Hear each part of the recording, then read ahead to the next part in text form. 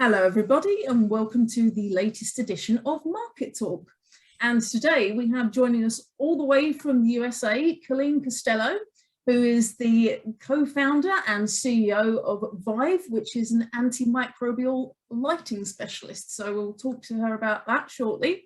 And we also have Matthew Marriott Harrison, who is the immediate past chair of the FCSI UK and Ireland branch. So welcome both of you. Thank you very much for joining us today. I'm going to kick off with my first question for Colleen.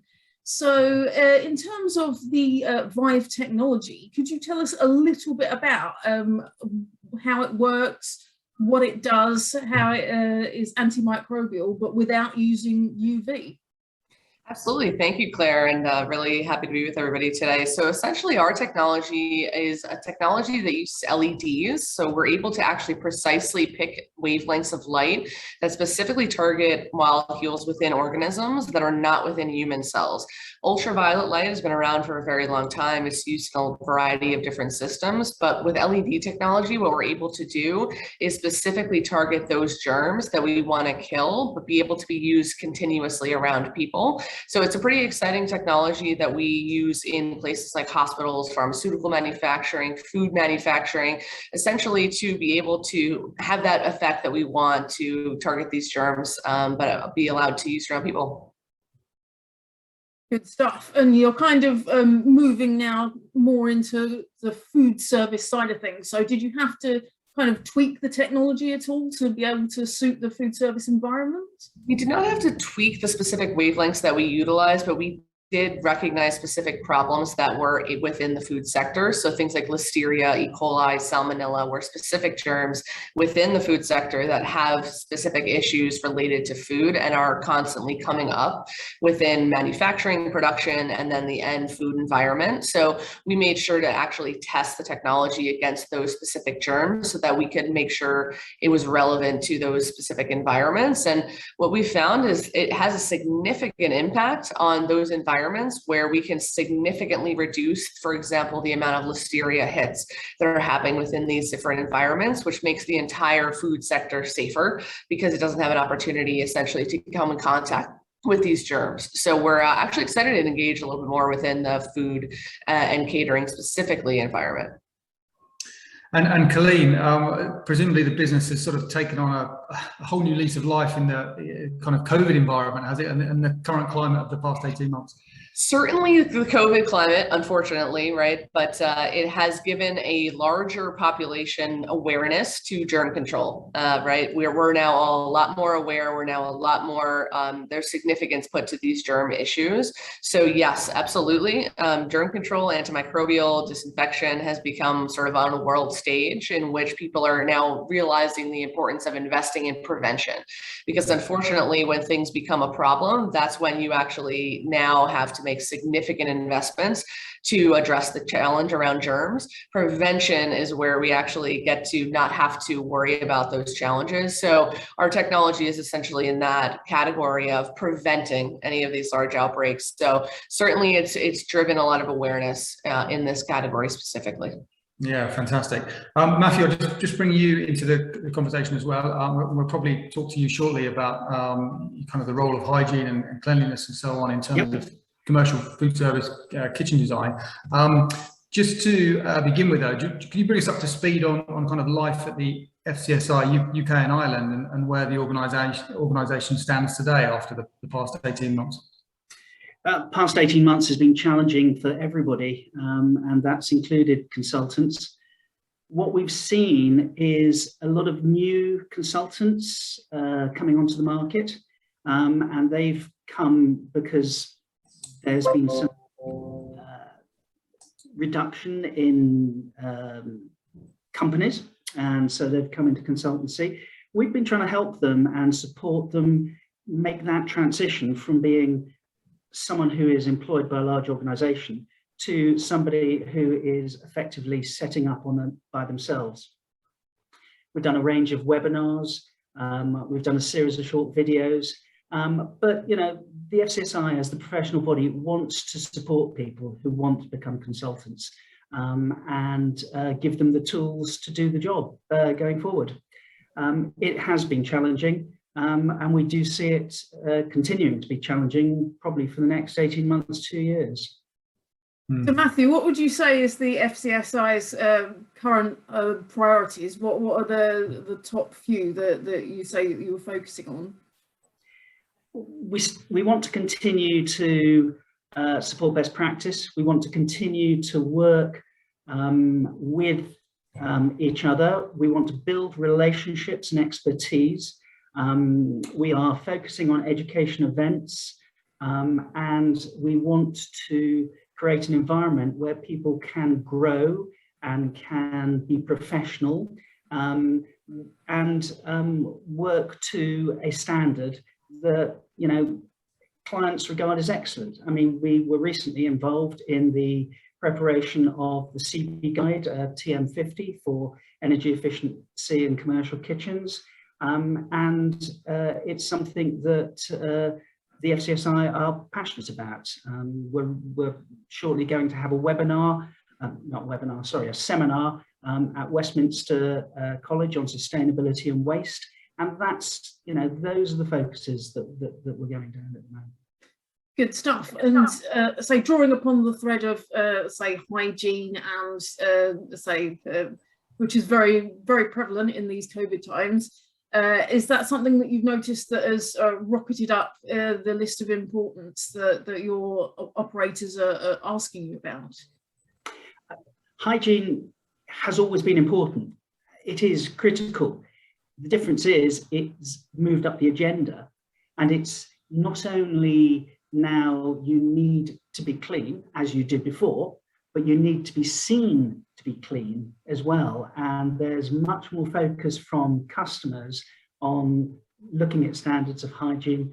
And, you know, regrettably, the number of stars in England that you get isn't necessarily a reflection of the standard of hygiene, because that is also about process. And actually, you need to go in, open your eyes, look at the standard of hygiene, and ensure that it is the required standard. Yeah, certainly, as Claire said, yeah, such a prevalent topic at the moment. Colleen, coming back to you, your company has a partnership with the Middleby Corporation, which was certainly, you know, a big development in terms of your ambitions for the food service equipment sector. Can you give us some insight into that partnership and how that relationship is evolving? Absolutely, Andrew, and sort of piggybacking on what Matthew had to say, a lot of what we see in terms of the customer perception is also being able to see that things are clean, right? We can't actually see germs within environments, unfortunately, and so we have to actually use tools and visual cues to be able to recognize that different things are being cleaned or they're hygienic, and that's really all that you can tell whether a surface or an environment or a piece of food equipment is clean, for example. So we work with LED technology, which is actually really smaller than a thumbnail if you think about it. So like an LED indicator light you might see on your TV or your computer, that's essentially the technology we're working with. So a lot of our business is around embedding that technology within equipment and manufacturing processes that have potential to have germ issues. So we look at places like microwaves, refrigerators, stoves, and then you think about that on a commercial scale, which is what our partnership is with Middleby. All of these types of environments, wherever you have food, you're going to potentially have germ challenges. So we work with them to embed our technology within those systems and within that equipment right off the manufacturing lines, so that it can actually have disinfection embedded within it continuously, while also providing light, which is actually a pretty unique concept in and of itself, that we can take light within for example, a microwave and be able to also disinfect at the same time. So that's actually what we work with Middleby on. And now we're, you know, essentially delivering product that has embedded and built-in disinfection from the beginning, which allows for really cleaner and healthier specific environments in general. Wow. And for people that aren't necessarily aware of that relationship, is there an element of exclusivity with that, or are you looking to kind of repeat that particular model with other food service equipment manufacturers?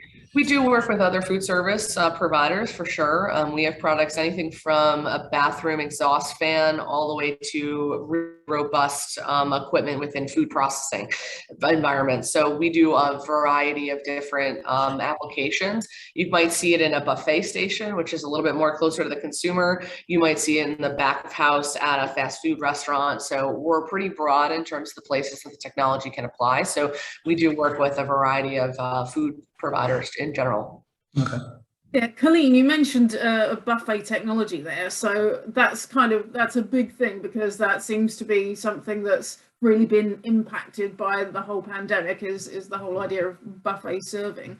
So how is your technology incorporated into lighting around buffets to improve levels of cleanliness and safety then? Essentially, if you look at a buffet station, you're probably going to have light associated with it because you want to see what you're actually eating, right? So essentially, we are then able to replace that lighting with what's proprietary to our organization, is a white light that has a specific wavelength in it that is targeting those organisms that unfortunately you don't want in that buffet setting. So what you would see is a normal strip of lighting that's white light actually hitting the food that is providing disinfection in those environments. Any of those nasty germs that you might be worried about, E. coli, salmonella, listeria, etc., we're essentially able to bathe that environment through disinfection. So we work with a variety of organizations throughout the United States and also otherwise to protect those environments, because you're right, Claire, essentially buffets are really a communal area, which is good and also potentially challenging as it relates to germs. So that's an ideal application for the technology. Great stuff. We'll come back to you shortly again, but we'll just bring Matthew back into the conversation. So obviously the pandemic has hit the hospitality and food service industry tremendously. So like with the FCSI, what role do you see the association playing in a post-pandemic world? We are about supporting. We're about sharing best practice. We're about encouraging our members to network, to work to the highest standards. We set standards that need to be achieved, but at the moment, in a post-pandemic world, we have got some real issues over the supply chain, which I'm not going to say why we have them, but we have issues with long delays on equipment. And you actually need to work with the equipment houses. You need to work with people to be a little bit more flexible to ensure that projects get completed. What we've also seen is a sudden surge in demand in the last few weeks as the pandemic has finished. And we now know there are financial pressures on stainless steel. There are equipment supply issues with some manufacturers. So it's about being flexible to not say, I want X supplier's product in there if there's a 6-month delay on it, and saying, well, actually, we're prepared to substitute with another one of equal standard. So it is about being supportive, but it's also about being realistic. There is no point in going to a client at the moment and says, if they say, well, we want a new kitchen, we want it installed within the next 13 weeks. At the moment, that is just not going to happen because of the supply chain issues associated with some of the equipment. It's also about being honest with clients and saying, you know, you need to plan this and plan it properly to deliver standards and the outcome you want. So would you say there's been a resetting of expectations between the supply chain and consultants and the end customer? I think there has to be. I think that any consultant who is entrenched in a particular perspective and is not prepared to understand the difficulties of the supply chain is not actually doing themselves any favors, and they're definitely not doing their clients any favors. And it is a matter of sitting down with the supply chain, with the client, and saying, what is the best solution for this client? what is the right outcome, and then working to that. And it might be a matter of time. It might be a matter of saying, we need to give this project a little bit longer and get a different outcome. Or it might be a matter of saying, we then therefore need to substitute possibly some of the equipment with different equipment or different manufacturers. It's also about talking to the supply chain and saying, look, there is a project coming up in 6 weeks' time or 8 weeks' time, so that they can plan for it as well, because uncertainty is also a great issue for them. I mean, one interesting aspect, certainly from a consultancy point of view, is that consultants have generally prided themselves on the fact they are specifying the best piece of equipment for the job. And given the current pressures, that kind of scenario is compromised at the moment, I would guess, because you simply can't always do that. How would you say consultants? Well, I would say yes. Consultants specify the best piece of equipment for the job, what it should do, but with every piece of equipment, there is probably one or two other similar pieces of equipment. I can think of refrigeration, and there is 3 particularly good organizations that produce refrigeration, and if you weren't able to get one of those products, you would go to the other. What you wouldn't do is go to something that was significantly inferior.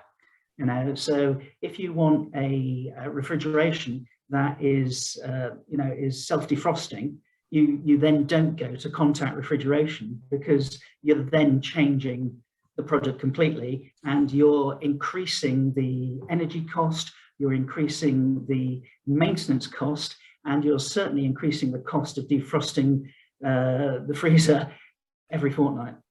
Okay. Yeah, absolutely. We'll park that point there for a moment. I'll come back to Colleen. So specifically talking about Vive and the UK now, Vive recently signed a partnership agreement with Save Money Cut Carbon, I believe, and they're a UK-based company, a lighting specialist, and the agreement means that you can specifically bring your technology into this country. So can you tell us a little bit about how that came about and what the push into the UK means for you?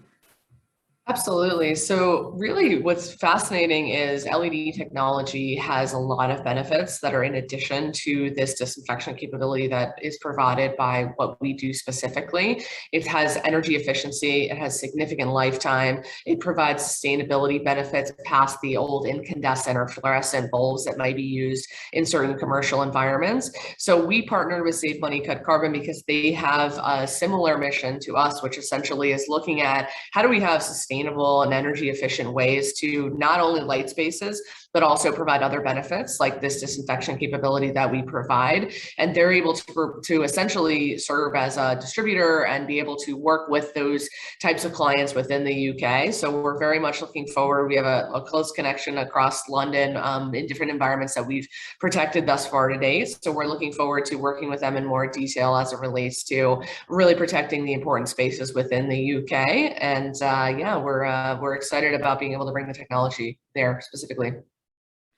Good stuff. I mean, so what other opportunities do you see in food service for your technology then? Really anywhere there's food being served. That's the challenge with food, right? Because you have either cold, hot, whatever it may be, you potentially have opportunities for germs to be within that environment. I often say, hopefully people are not eating, when we talk about this, but realistically, there's opportunities for germ control in any of those settings. So really from the entire manufacturing process all the way to, being served on your plate, we have opportunities for the technology to be used. It can be anything from, massive food production facilities where the entire lighting system is now being bathed with our technology to a simple walled unit that's, for example, an under cabinet light that can actually just be protecting different kitchen environments or food preparation environments across the board. So we see a lot of application, and we're already doing work within the UK in those environments, and we look forward to doing more. And Colleen, for operators, customers that might be thinking about using your solutions in their own environment, once they're installed, do they require maintenance? Is there much upkeep? You know, what can you tell us about that? So we specifically designed the technology to essentially have as little human labor as possible. So essentially the light is doing the work. The photons coming from the light are doing the work. So once it's installed, you just need to turn the lighting on. And that is essentially going to now have that benefit with the photons that are coming into the space.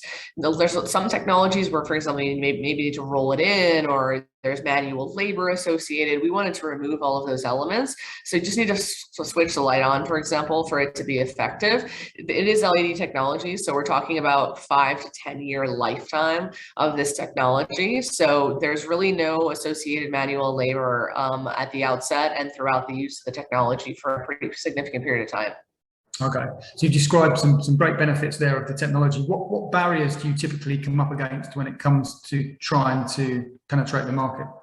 So typically installation, because people have existing lighting, right? So there's an actual retrofit and installation process that requires during the installation that would be different than you might have for a roll-in unit or a wall unit, for example. So typically installation is for a lot of these, specifically food production facilities, where they have to make that initial retrofit and investment, but then they're going to essentially, you know, get years of benefit. But that's typically what we have to work with, and we call it kind of design for disinfection that a lot of our team members work on to essentially make sure that that retrofit project is designed for specifically what they need at the outset.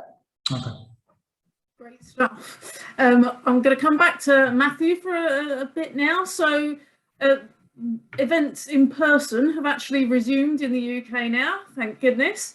So what has the FCSI got on its slate for the rest of the year and upcoming in 2022 then? Well, I mentioned earlier the discussion at Westminster Kingsway in November on the Environment Bill. And we've got a number of CPD seminars planned. And we have our Christmas lunch. When we're actually going to eat together in the Pan Pacific Hotel in London. And then next year, we're having a European conference in Chantilly in Paris from the 12th to the 15th of May, which will be quite an event focusing on sustainability. So we all have to go there by train. But you know, it should be really good. I mean, it has been, I think, challenging for most people. We are social animals, and we do actually need, even in business, to have contact with other people. And you don't build relationships to the same extent over Zoom as you do when you actually sit down and talk to people and understand what they're saying. There is a place, I believe now, for Teams and Zooms. It's absolutely the way to go forward. But there is also very much a place to have that contact and to ask the questions and to have larger gatherings. So we're looking forward to that over the next 18 months.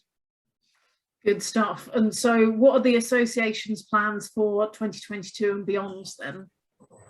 Well, I mentioned the Chantilly conference, but what our objective is to support education, continuous professional development for the members.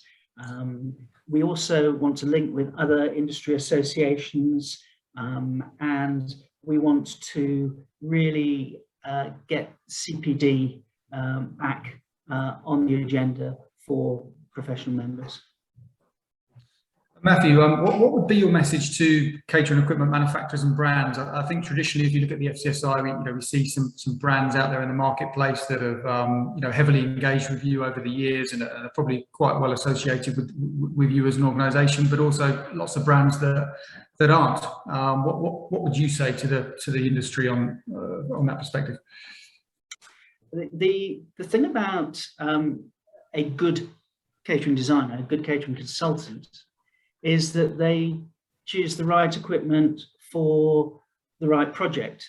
Now, there are different ranges of equipment that you would put in a village hall to what you would put in a restaurant that is operating 7 days a week, 3 meals a day.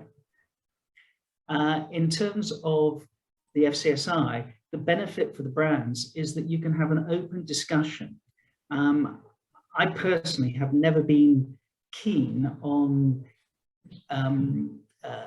where things are done sort of quietly or in the background. It's about being open and transparent and not favouring a particular supplier because they offer to take you to a football match or a golf match. That is not what FCSI consultants are about. FCSI consultants are about putting the right piece of equipment in front of the client. And for those suppliers who are not engaged with the FCSI, it is an opportunity for them to promote their products to FCSI members. And, you know, I'm not aware of any FCSI member that has a list of suppliers they only use. What they do is they will use the right supplier for the right project, and that is, you know, that's part of the integrity of it. You know, you don't put top-end equipment in someone who says, I only have a budget of X. You know, you have to get the right balance of sustainability. On the other hand, I don't know of an FCSI consultant who would offer or suggest equipment that was not appropriate just because of price. It is a balance of both. Sure. Okay. Fantastic. We're just coming up for time, I think, for this episode. So I'll just finish quickly with a question for Colleen to round off.